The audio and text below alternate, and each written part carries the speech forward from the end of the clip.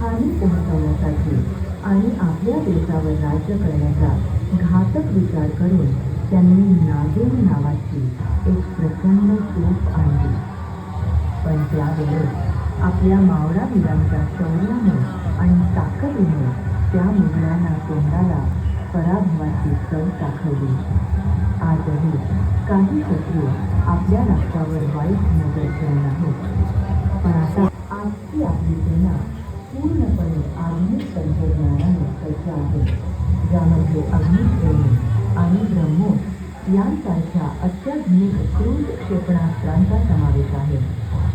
ही क्षेपणास्त्रे आपल्या सेनेची ताकद आणि सुरक्षा आणखी मजबूत करतात. आज आपण भारतीय सेनेच्या शौर्यामुळे शांत व सुरक्षित जीवन